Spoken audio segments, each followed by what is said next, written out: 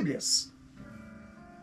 Primeira carta do apóstolo Paulo aos Tessalonicenses, capítulo 2, versículo 9 até o 12. Primeira carta do apóstolo Paulo aos Tessalonicenses, capítulo 2, versículo 9 até o 12. Que diz assim a palavra do Senhor. Acompanhe aí na sua Bíblia. Porque bem vos lembrais, irmãos, do nosso trabalho e fadiga, pois trabalhando noite e dia, para não sermos pesados a nenhum de vós, vos pregamos o Evangelho de Deus. Vós e Deus sois testemunhas de quão santa, justa e irrepreensível nos ouvemos para convosco que crestes. Assim como também sabeis de que modo vos exortávamos e consolávamos a cada um de vós, como pai a seus filhos, para que vos conduzisseis dignamente para com Deus, que vos chama para o seu reino e glória.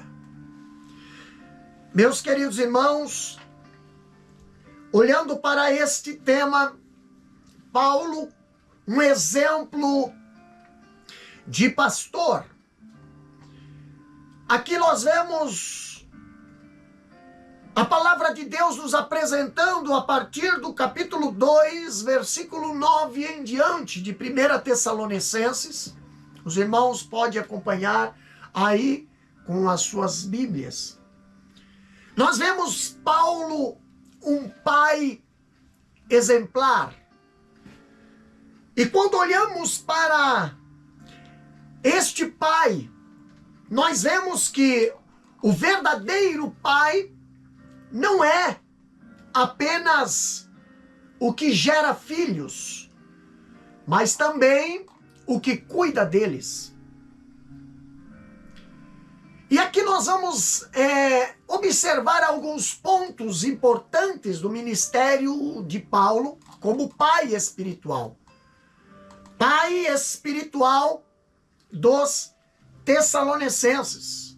E aqui nós vemos 4 aspectos que definem o ministério do pai exercido pelo apóstolo Paulo aos Tessalonicenses.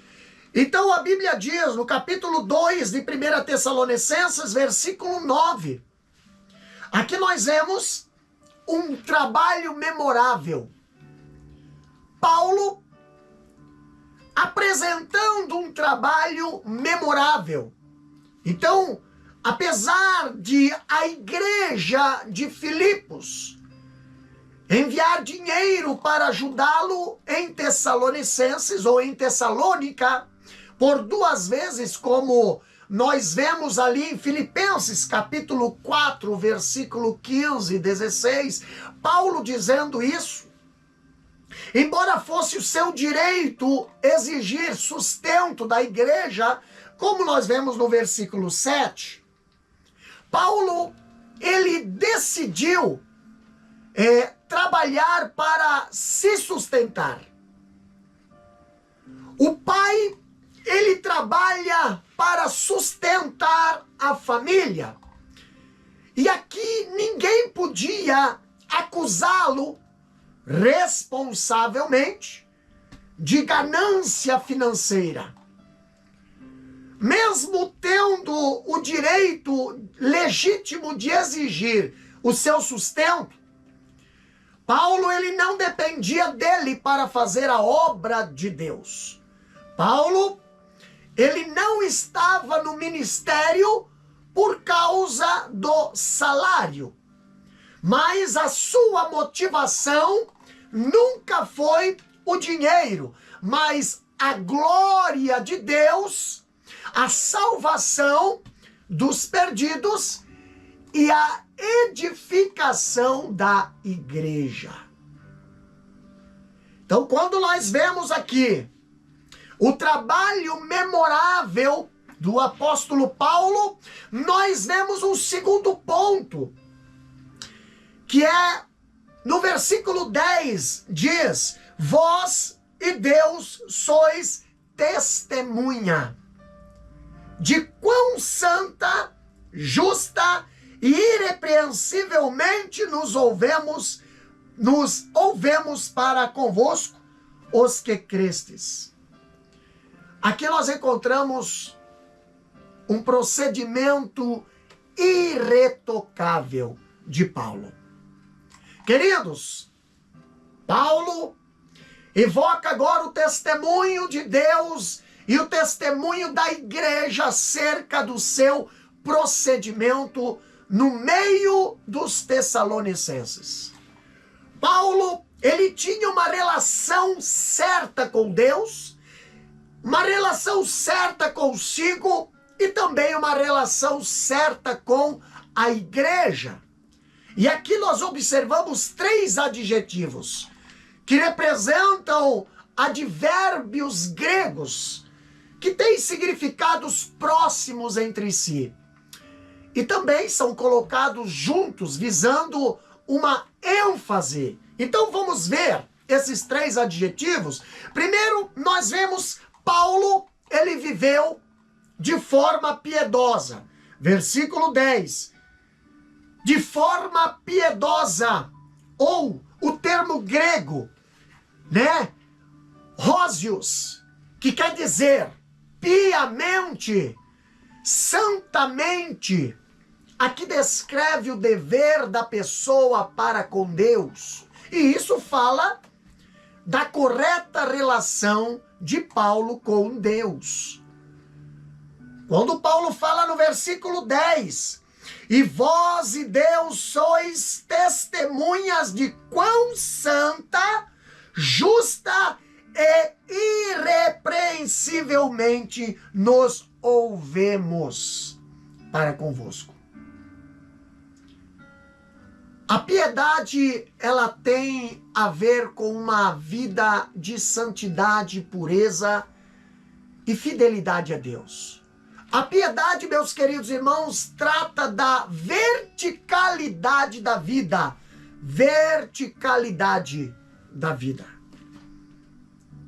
Quando nós olhamos um segundo ponto, nós vemos aqui, Paulo, ele viveu de forma justa. Ainda no versículo 10. Pastor, essa palavra, o termo grego dikaios, indica o dever para com os homens. Isso também fala de uma relação correta consigo mesmo. Por quê? Se nós formos olhar, Paulo era um homem íntegro, inteiro e sem dupla face. Meus queridos, não havia brechas no escudo da sua fé. Não havia áreas escuras no seu caráter. Ele podia viver em paz com a sua própria consciência, porque ele viveu de forma justa. Quando olhamos um terceiro ponto aqui, além de Paulo viver de forma justa, a Bíblia nos apresenta que Paulo viveu de forma irrepreensível. Versículo 10 ainda diz, e essa palavra grega para irrepreensível é amemptos. Essa palavra é usada para descrever o advérbio irrepreensivelmente, que está aqui no versículo 10 do capítulo 2 de 1 Tessalonicenses. Então essa palavra irrepreensivelmente tem a ver com o reflexo público da vida, isso é, fala de uma relação correta com os outros. Os seus inimigos, meus queridos, podiam odiá-lo. Os seus inimigos podiam acusá-lo. e até a sacar contra ele pesadas e levianas acusações, mas não podiam encontrar nada para envergonhá-lo. Por quê? Porque Paulo viveu de forma irrepreensível. Paulo era um obreiro irrepreensível. Quando olhamos o terceiro ponto aqui, nós vemos palavras encorajadoras. Versículo 11 e o versículo 12, ali diz: assim como bem sabeis de que modo vos exortávamos e consolávamos a cada um de vós, como o pai a seus filhos. Um pai não deve apenas sustentar a família com o trabalho e ensinar-lhe com o seu exemplo. Mas um pai, ele deve ter tempo para conversar com os membros da família. Presta bem atenção, meus queridos irmãos. Paulo sabia da importância de ensinar os novos crentes. Ele sabia dessa importância. E aqui Paulo, com essa grande importância, nos chama a atenção com alguns pontos interessantes. Primeiro, Paulo, ele ensinava cada filho espiritual individualmente. Versículo 11 diz: assim como bem sabeis de que modo vos exortávamos e consolávamos a cada um de vós como o pai a seus filhos. Queridos, Paulo não era um pregador estrela que só gostava do glamour da multidão. É que nem esses que estão por esses dias por aí. Paulo, ele passava tempo com cada pessoa.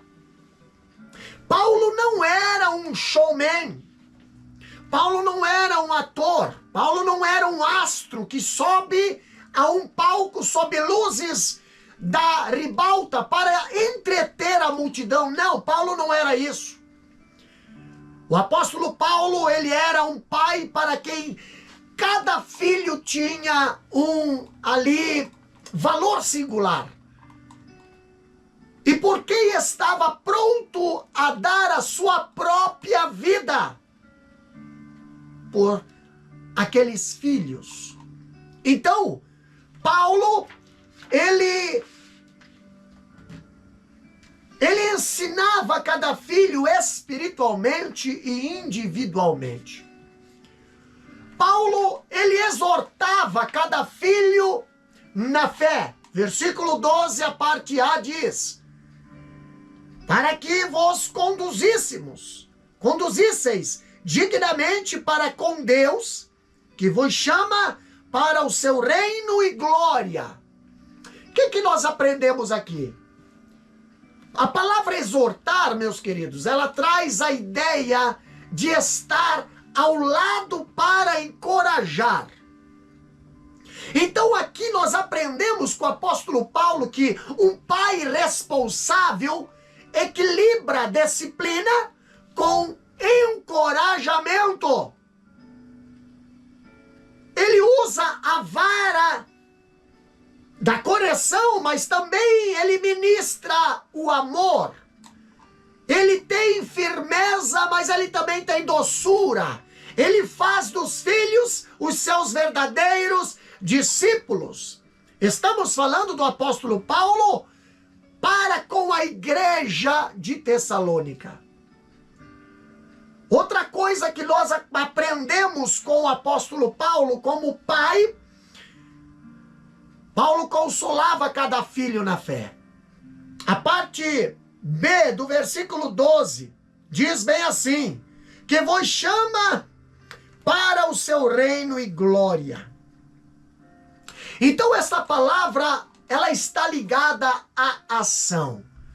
Quando olhamos Paulo, ele não apenas os fez sentirem-se melhor, mas os encorajou a fazerem coisas melhores.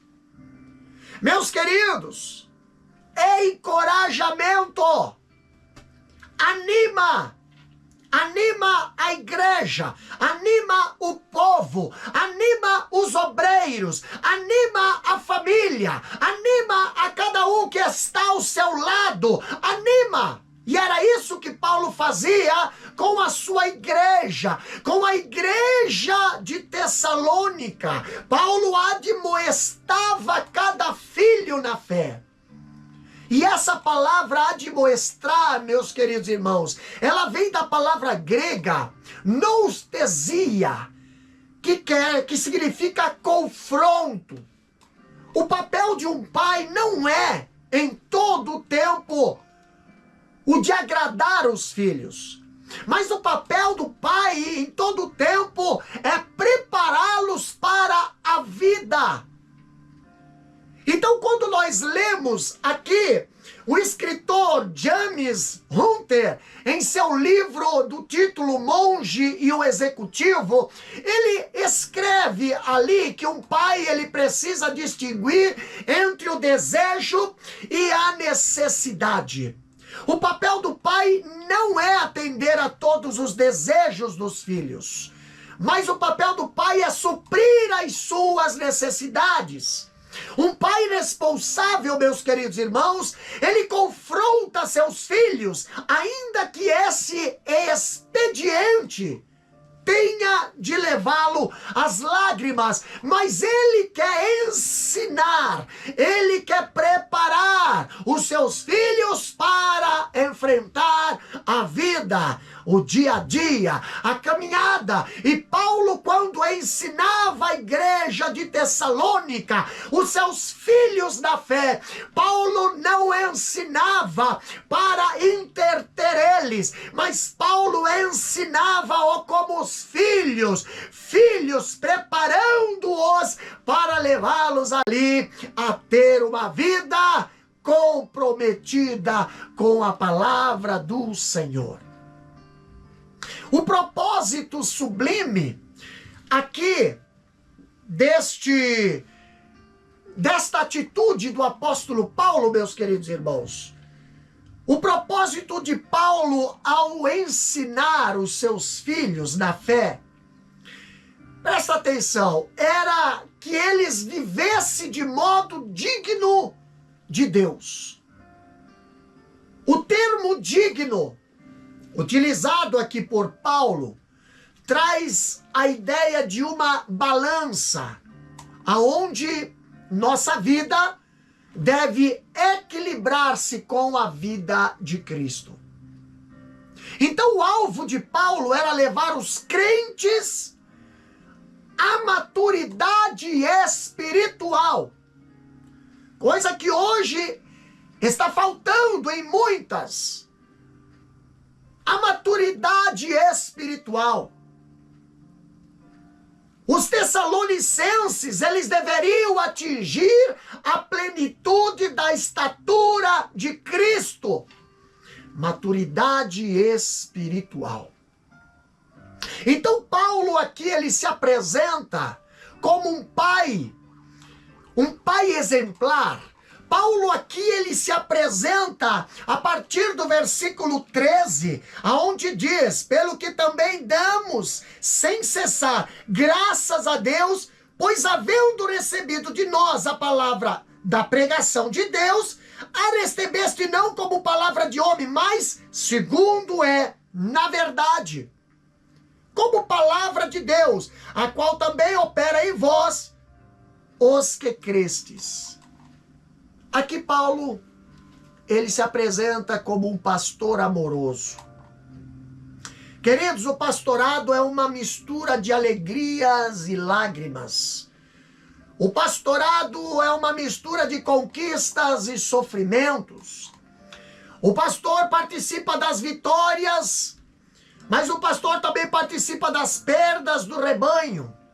O pastor, ele celebra o nascimento e chora também com o luto.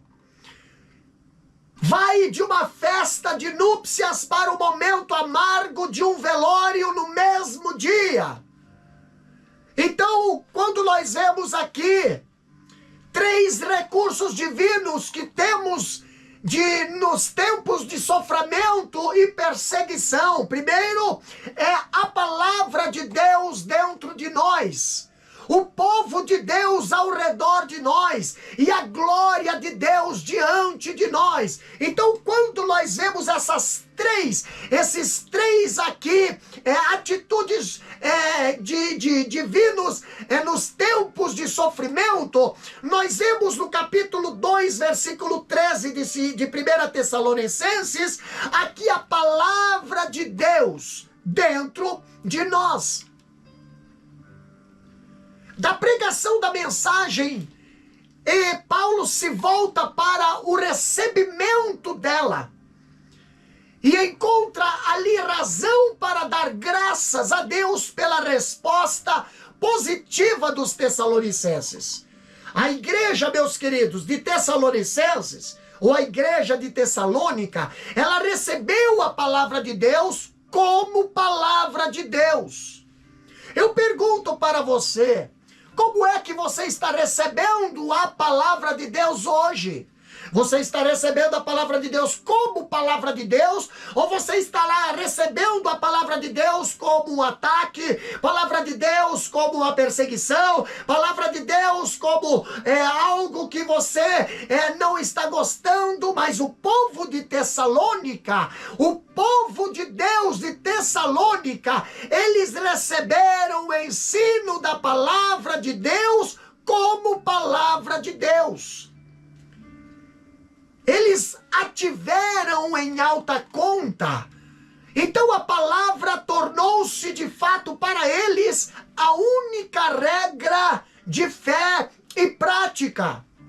Quando você recebe a palavra de Deus como a palavra de Deus, ela se torna a única regra de fé e prática. Mas a mesma palavra que os salvara, no capítulo 1, versículo 6, ali diz: e vós fostes feitos nossos imitadores e do Senhor, recebendo a palavra em muita tribulação, com gozo do Espírito Santo. A mesma palavra que os salvara, os capacita a viver vitoriosamente em Cristo, mesmo em meio às perseguições. A igreja contemporânea, meus queridos, ela precisa resgatar o glorioso significado e o valor da palavra. Hoje, por falta da palavra, por falta do ensino, por falta de alimento, as igrejas hoje têm aberto as portas para o mundanismo. Hoje não se vê mais ensino, não se vê mais palavra. O que se vê é muitas heresias em seus púlpitos, muitos falsos profetas, muitas revelações que não têm base bíblica. Mas o que é que está acontecendo? A igreja contemporânea, ela precisa resgatar o glorioso significado do valor da palavra. Precisamos não apenas conhecê-la, mas também obedecê-la. E Paulo aqui ele destaca alguns fatos importantes que você pode aí estar acompanhando. Primeiro, eles apreciaram a palavra.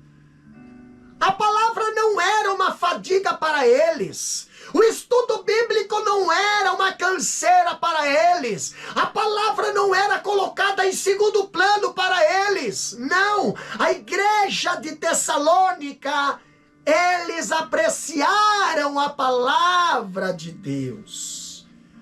Queridos, eles não a receberam apenas como palavras de homens, mas sobretudo como palavras de Deus. A Bíblia é a palavra revelada. A Bíblia é a palavra revelada e escrita de Deus, infalível, inerente e suficiente para nos orientar, para nos exortar, para nos edificar, para nos salvar. Ela é melhor do que o melhor dos alimentos. Quando lemos Salmos capítulo 19, olha o que diz ali. Salmos capítulo 19, versículo 10. Olha o que a Bíblia fala, o salmista fala aqui. Salmos capítulo 19, versículo 10. O temor do Senhor é limpo e permanece eternamente. Os juízos do Senhor são verdadeiros e justos juntamente. Versículo 10. Mais desejáveis são do que o ouro, sim, do que muito ouro fino, e mais doce do que o mel e o licor dos favos. Então, a palavra de Deus é melhor do que o melhor dos alimentos. É mais preciosa do que a melhor das riquezas. Salmo 119, versículo 14. Olha o que diz ali. Salmo 119, versículo 14 diz o seguinte: folgo mais com o caminho dos teus testemunhos do que com todas as riquezas. Versículo 72, olha o que diz aqui. Melhor é para mim a lei da tua boca do que inúmeras riquezas em ouro ou prata. Meus queridos irmãos, no Salmo 119, versículo 127, pelo que amo os teus mandamentos, mais do que o ouro, e ainda mais do que o ouro fino. 162 ainda diz: folgo com a tua palavra, como aquele que acha um grande despojo. E você despreza a palavra do Senhor para preencher esse vazio com outras coisas. Estude a palavra de Deus, e muitos erros você vai deixar de cometer, porque a palavra de Deus, ela nos orienta a fugir da aparência do pecado. Paulo, ele quando nós falamos da igreja de Tessalônica, a igreja de Tessalônica, além de eles apreciarem a palavra de Deus, eles se apropriaram da palavra de Deus. Apropriaram da palavra de Deus. O versículo 13 do capítulo 2, ali diz o seguinte: e recebeste não como palavra de homens, mas segundo na verdade, como palavra de Deus. Aqui a palavra acolheram, usada por Paulo, significa mais do que ouvir. Significa ouvir com o coração e internalizar a palavra. O que quer dizer isso, pastor Davi? É ouvir e levar a sério.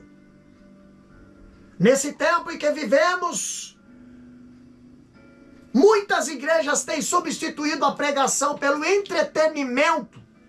Precisamos nos acautelar desse tipo de comportamento. Porque lá em 2 Timóteo, capítulo 4, versículo 2 e 3, o que diz lá? Capítulo 4 de 2 Timóteo, versículo 2 e 3 diz: que pregues a palavra íntes a tempo e fora de tempo, redarguas, repreendas, exorte com toda longanimidade e doutrina. Versículo 3: porque virá tempo em que não sofrerão a sã doutrina, mas, tendo comichão nos ouvidos, amontoarão para si doutores conforme suas próprias concupiscências.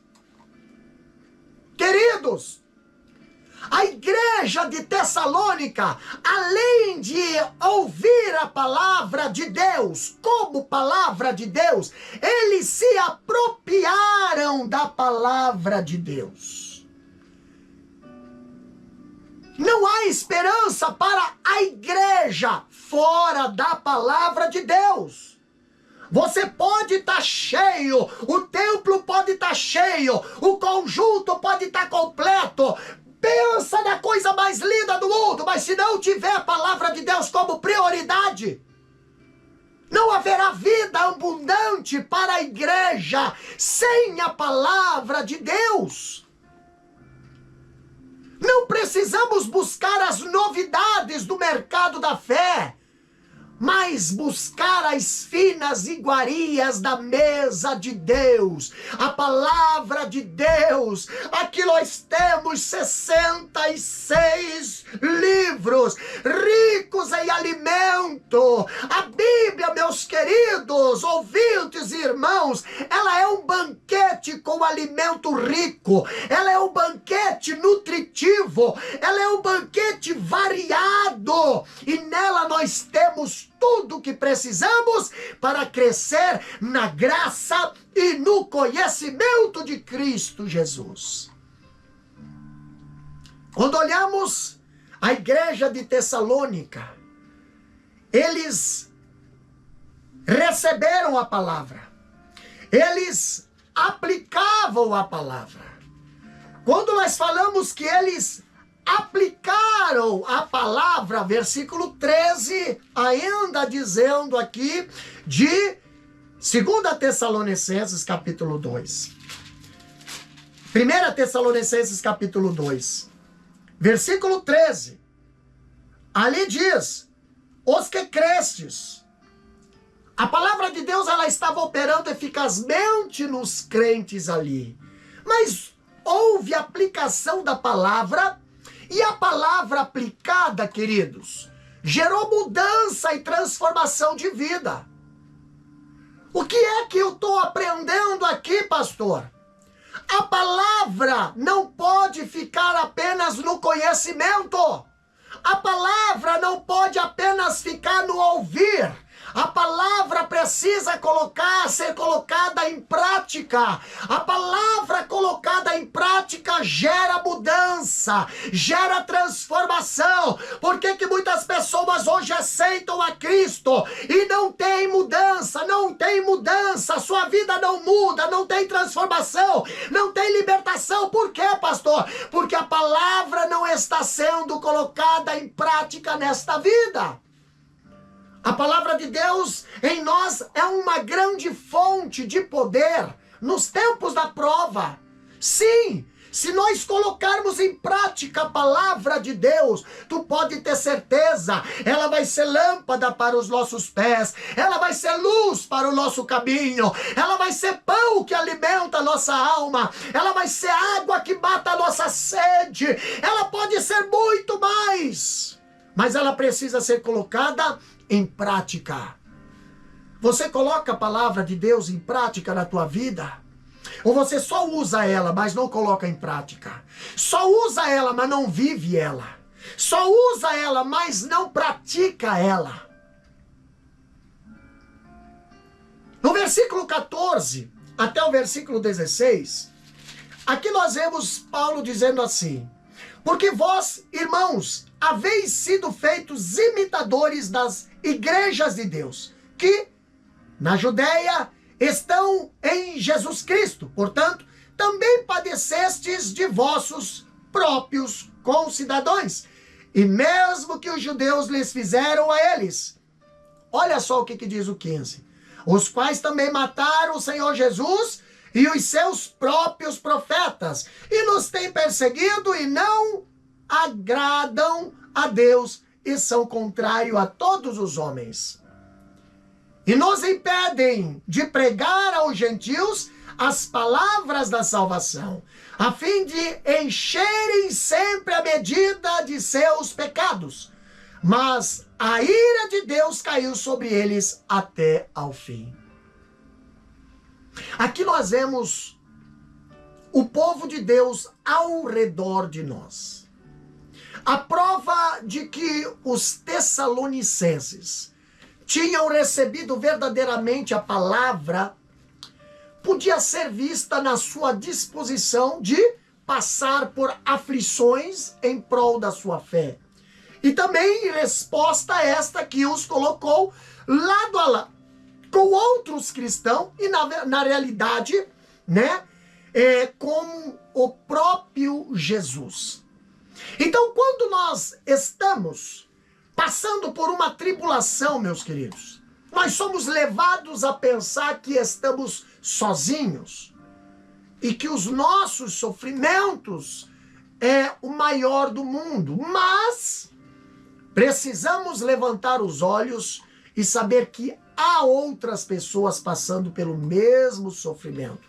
E que assim como Deus os sustenta, nos sustentará também. Então aqui Paulo, ele encoraja os tessalonicenses em meio à perseguição, dizendo-lhe que eles estavam pisando no mesmo terreno onde os santos pisaram. Não era só eles que estavam passando por dificuldade, ou passando por provação ou perseguição, mas já houve os pais no passado que passaram também por isso. Os crentes de Tessalônica, eles imitaram não apenas Paulo e o Senhor Jesus, mas também os crentes de Jerusalém. Aqui Paulo compara, meus queridos, os crentes de Tessalônica aos crentes da Judéia, porque ambos eram objetos de perseguição dos judeus. Então Paulo, ele encoraja os crentes, dizendo que o sofrimento deles não era uma experiência isolada. Não, você não está sofrendo. Você não é a única pessoa que passou por isso. Outros já tinham sofrido antes deles, e ainda outros estavam sofrendo com eles, e ainda outros haveriam de passar por esse sofrimento ainda.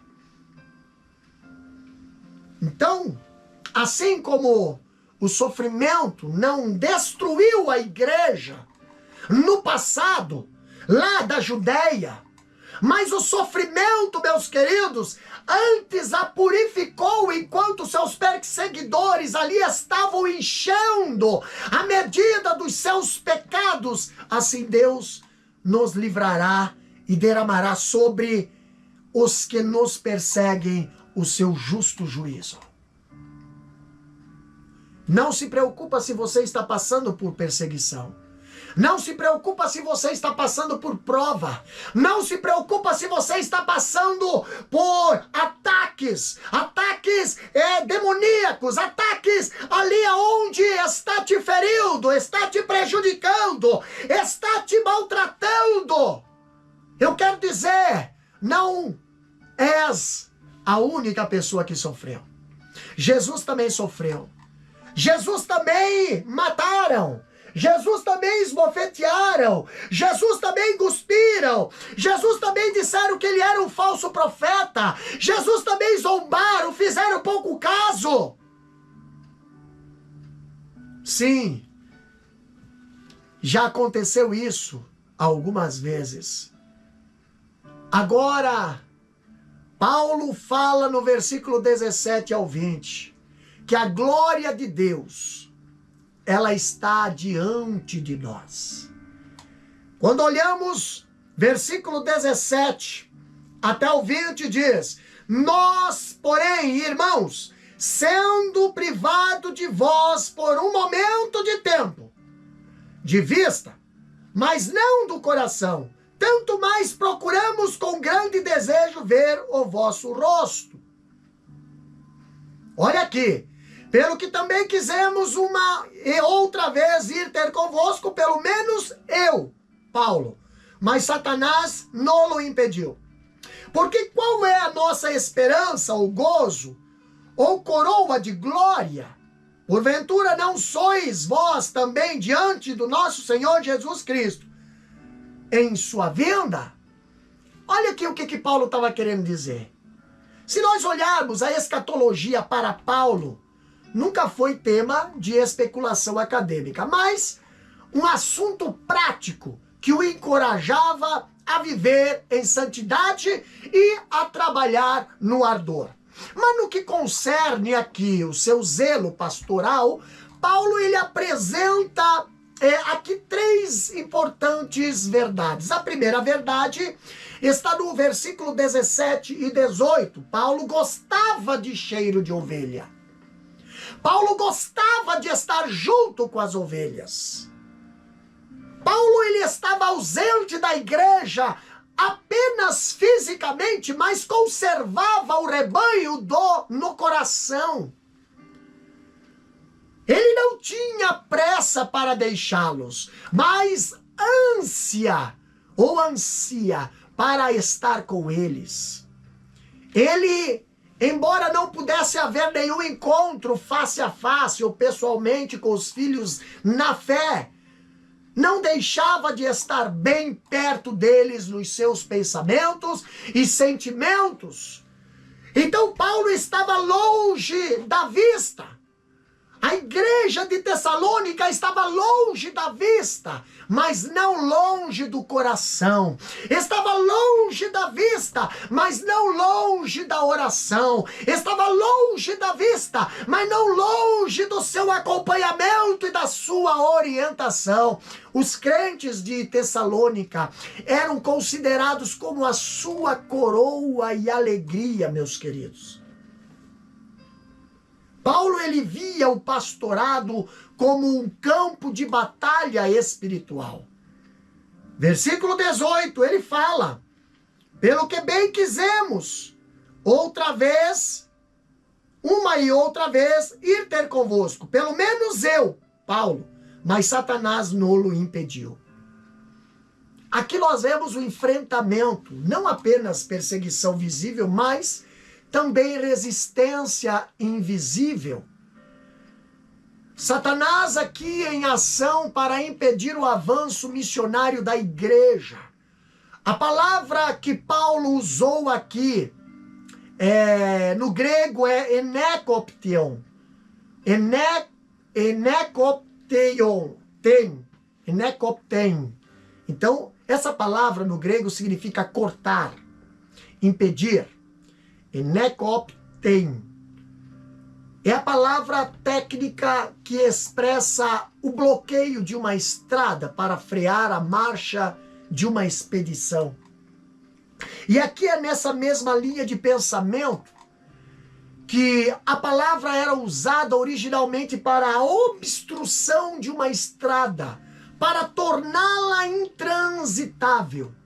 E mais tarde também foi utilizada para indicar uma ruptura nas linhas do inimigo, numa metáfora militar. Então também era empregada essa palavra no sentido atlético de cortar alguém durante uma corrida. Então, quando Paulo fala aqui no versículo 18, aqui ele diz que Satanás sempre tenta colocar obstáculo no caminho do cristão. Ele resiste à obra de Deus, ele resiste aos obreiros de Deus, meus queridos, e é subjetivo aqui que Satanás impedia que os missionários levassem o bom termo e o seu regresso a Tessalônica. Exatamente como é que Satanás fez isso? Olha só. Porventura influenciando as mentes dos politarcas de Tessalônica, de modo que levasse Jason a perder sua fiança. E esse contexto se encontra lá em Atos, capítulo 17, versículo 9. Olha o que diz ali, ó. Atos 17 e 9. Abra sua Bíblia, porque é muito importante nós falarmos com a Bíblia aberta. Atos 17 e 9 diz bem assim, ó. Tendo, porém, recebido satisfação de Jason e dos demais, os soltaram. Entendeu? Então aqui, caso os missionários voltassem, ou trazendo de outra parte um contingente suficiente de dificuldades, de modo que nem Paulo sozinho, nem os três tivesse como regressar. Então realmente não sabemos, Mas além do mais, isso não tem importância. O fato por si só que Satanás exerce poderosa influência nas atividades dos homens, especialmente quando se esforçam para promover os interesses do reino de Deus, é suficientemente claro à luz de outras passagens. Como nós vimos lá em Jó capítulo 2, versículo 6 até o 12, Zacarias capítulo 3, versículo 1 e Daniel capítulo 10, versículo 10 a 21. Nada obstante, Deus reina sempre de forma suprema, soberanamente, transformando o mal em bem, como fala 1 Coríntios capítulo 12, versículo 7 ao 9. E ainda quando o diabo tenta desfazer o caminho, estabelecendo mentira, bloqueando assim, aparentemente, nosso avanço, olha só, o plano secreto de Deus jamais é frustrado. Satanás, meus queridos, pode interromper-nos, impedindo-nos de realizar o que, por um momento, nos parece o melhor. Os caminhos de Deus, porém, são sempre melhores que os nossos. Tá?